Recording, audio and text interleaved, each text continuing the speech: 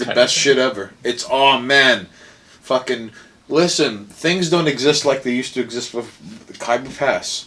Oh man, it's existed since like Bush was in office. The first Bush. Not just mission accomplished, unable to form a sentence, Bush,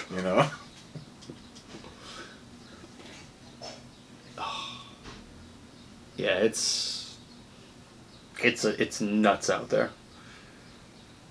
Just that phone, that shit, cameraman. Oh God, we gave him so much to talk about. He's gonna have so many questions. Yeah, cameraman. I mean, you should be asking the real questions. Who was the person that opened the umbrella during the Kennedy assassination, and it was broad daylight, and there wasn't any rain, and just a random dude opening an umbrella in broad daylight? And was that used to time something, or was that just like a coincidence? And there's no such thing as a coincidence, and just a timeline. So, I mean, I just wanted to know what your opinion of that was, because, hey, this thing happened, and within this thing, this other thing happened. Umbrella. And, no one seems to have gotten an answer on umbrella. So that's my question to you.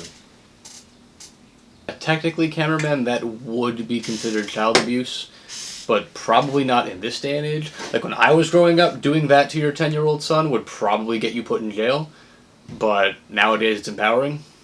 So... Well, I mean...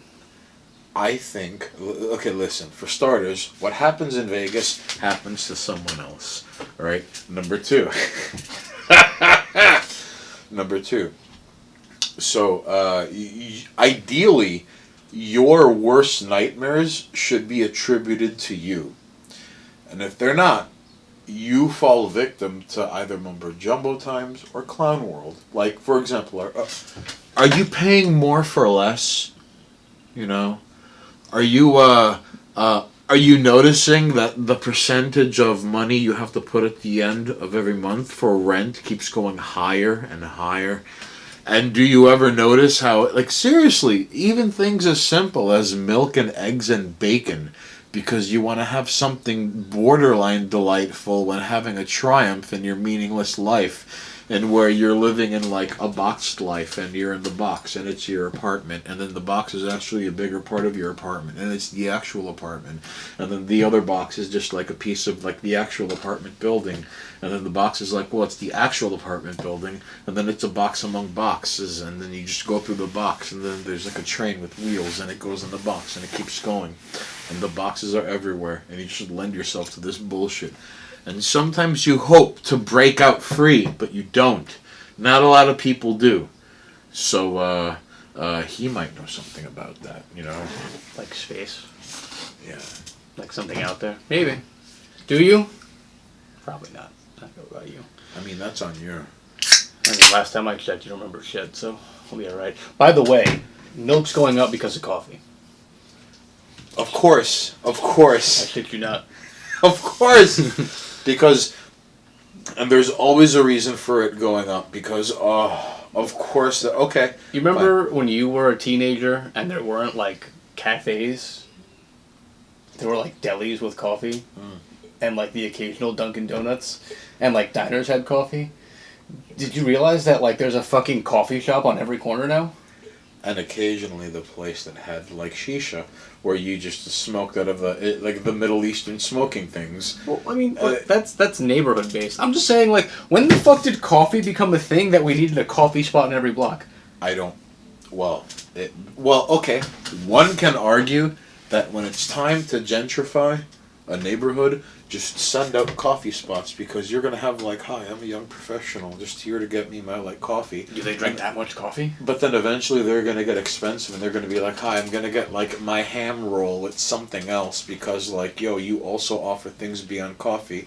But, like, this is just in the neighborhood that I'm helping gentrifying without realizing it. And, like, the neighbors are like, oh, God, where did these people come up from? So that's what happens. You want to hear some silly shit about coffee drinks? Yeah. Coffee beans, like the grounds, like the shit they use for actual coffee and like espresso and shit like that, is like 10% of their budget. So, like, imagine a cup of coffee that's like $4.25. Damn. 40% of that actual, like, money is coffee in that cup. And the rest is just profit. Like, no, like, oh, we gotta pay the rent. Oh, milk costs like $1. Like, coffee is dirt cheap. Jesus. And people are paying $4 for cups of, like, it's kind of gross. coffee water with, like, mostly milk and, like, a ton of sugar. And, like, yo, this cup with a label on it, that's basically what you're paying for because that cup with the label pays the bills. And it tastes delicious. That's the problem. But, like, I can have a cup of just coffee for $1. These people are paying, like, $6 for, like, lattes where it's like, do you want some foamed milk? I'm going to take your milk, which is actually milk, and then condense it into foam and take up half the cup with 25% of the milk you would normally get just by putting milk in your coffee. Because it's foamed. And I put a little face in it. And I sprinkle some cinnamon on top of it. You're paying more for less. Because it's grimy. Right. All right. No. It's literally that. That's a bonus multiplier. More for less. All right. It's gone from fucking coffee with milk to, like, I'll give you 25% of the milk, but I'll extend it to half the cup. Yo, I know you want some of this too. Yeah, alright. It suddenly turns into an RPG against your will. Tea is leaves! You're paying $3 for cups of cold tea. Alright, so like... Why is a cup of coffee $1 and a cup of iced coffee is $3? Why is ice $2? Here's part of the reason. Because the left seems to be inherently, like, intertwined with wanting military intervention overseas. Haynes, I have to carry a cup of ice with me in the morning so I can go to my coffee guy and be like, give me the cup of coffee for $1. And then I have a cup of ice and I'm like, I'm not paying $2 for a cup of ice that I can bring from home. Why would you do that? Because I want iced coffee. Okay. And iced coffee is $3 and a cup of coffee the same size is $1. He's just making you prove a point no matter what. And I just have to go to my job and be like, can I get a cup? Give me the ice. And then walk outside and be like, give me a coffee. You piece of shit. You're charging me $2 for ice. Alright. A bag of ice is like $1 and change. You understand that, like, if the Mongolians, like, breach the wall, he's got your back and you've got his back until further notice, right? He knows my order before I even show up. He's like, what up? Coffee, no sugar, milk. Alright, so check it. Alright, so here's what I don't understand about, like, mumbo jumbo times, okay?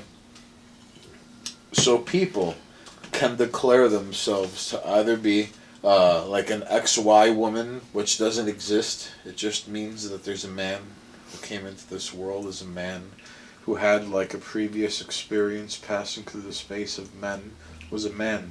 And then decided to start whatever it was to begin to drink on the internet. What? Cameraman, if you can find this when you're doing the whole editing thing, put it up like on the thing. It was a bathroom, and the signs for the bathroom were balls and no balls, and I was like, bravo. I remember that. Okay, you can put it in if you can find it. If not, just put whatever the fuck. So put something up there. But it's sad that we have. You see, because this is the conversation we're going to have when the Mujahideen kicks the door open and machine guns us all into pieces. This is the conversation we'll be having. Like, you know, well, is it, like, not offensive to X, Y, and Z, to this religion where, like, I mean, come on, like, you don't have... Okay, cameraman, so that's seen as acceptable because it resembles Bakabazi. And Bakabazi is something that often goes underspoken because it doesn't sound as glamorous and hip as it does unless you buy into such a thing, and in that case you could probably draw a connection on your own. So, do you think they're going to know what Bakabazi is? Regardless of that, it should draw attention that there is... Look up Bakabazi. It's...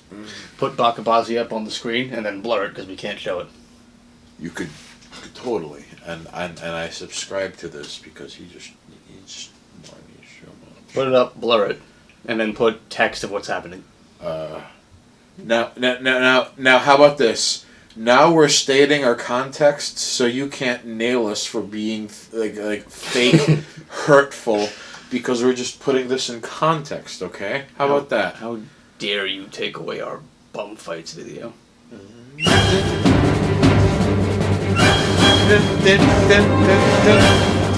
If only. You know what chaps my ass, Barry? When I see lesbian relationships and there's always one lady who's like, I pretend to be the boy, and then they just and just tries to do the I'm a man. You're not really a man. You're trying really hard, and you just feel that language subverts society instead of society constructing language. You disgusting piece of postmodern, good for nothing, face talentless, attached to a method of thinking that only relishes in your what you take pleasure in this life, built in the world of the suffering of others. Yeah. That's what happens. Keep all of that, but bleep half of it, because we're gonna get striked so hard. Yeah. A lot of bleeps. Yeah. Cameraman, put the thing up there. Put the thing I showed you. Am I glad he's Put the thing I frozen in showed there and that we're out here and that he's the sheriff and Cover that us we're with the frozen out here and that we're in there and I just remembered we're out here. What I want to know is where's the caveman? A cameraman, for what it's worth, okay. We could also talk about how the last time things were good, which I suppose is a decent reference point, and where we can give him mumbo jumbo times and etc. Good in our lives or good period? Well, how about this? So, because I can think of two. arcade games, laughing at starving Russians. There were pay-per-views that we had to order in the weekends, and there were also bits and pieces of the 90s that slowly coasted us over before 9/11 happened, and then everything changed for the worse. If we're talking about American history, Yes. I think the 80s and the 50s are two separate eras of things doing well. Because I am a 90s child, and I remember the end of the 90s being where everything started to go downhill. Right. And then it was the 2000s where you were shit's kind of getting weird. But 9/11. but progress is still being made. And then like you said, 9/11, which is a turning point in American history. But the 50s was a different kind of everything's great. It was everything's great, even though everything's not great. We know it's not great, but everything's working as intended. Well, how about this? So everything is great until Obama makes his apology Middle Eastern tour as soon as he takes office. Well, to be fair. And then passes legislation for gays getting married. But black Americans are left by the wayside along with every whistleblower ever. Just crucified under Obama, just making a mockery of what works in our country. And that will be censored and hippity-jippity herpa-derpa-doo. Like I said, that's the modern... That's where Clown World was in swing. It's, we there were banks that were too big to fail. And, there were these financial institutions that were, part of, the economy being forever fucked. There's no other way to put it. There are slights and misadjustments in the markets that forever, until Wi-Fi goes down all over the world, that kind of emergency, or until Inquisition 2. Crusades 2. There you go. Okay, fine. Crusades 2. So either that or Crusades 2. That will never happen.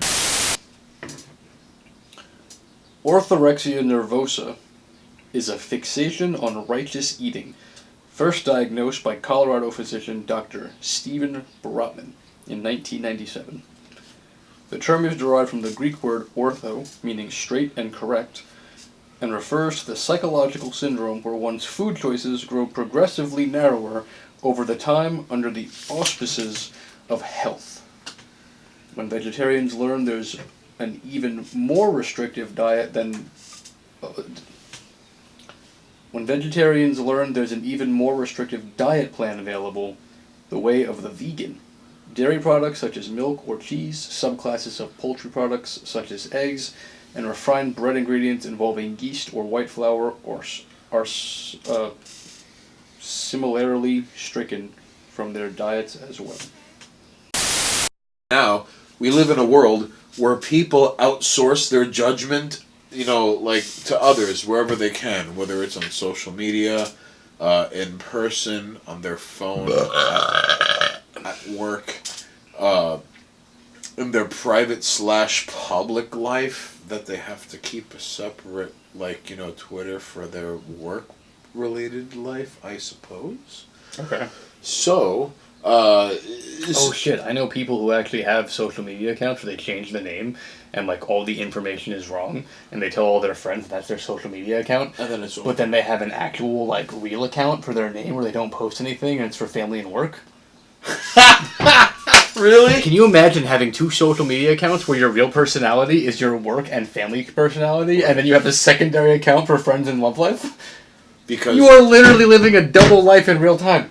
because you can and you should, and that's the hallmark of mumbo jumbo time. I can only imagine having to be like, no, I can't tell my family and work what I'm really like. What? Yeah. These things, What? Only my friends and the people who I have sex with will accept me for who I am. cameraman, these things happen, alright? So honestly, sometimes daddy's money will cross your path and just take it for what it's worth. Like, wrap up, but take it for what it's worth, because sometimes daddy's money will show up. Also, just don't have social media. Like, just stop. If you can't be true on your one platform, like, could you imagine if you were in a group of friends in before the social media movement? Could you imagine standing in a circle of people and having to tell everyone in that circle a different story?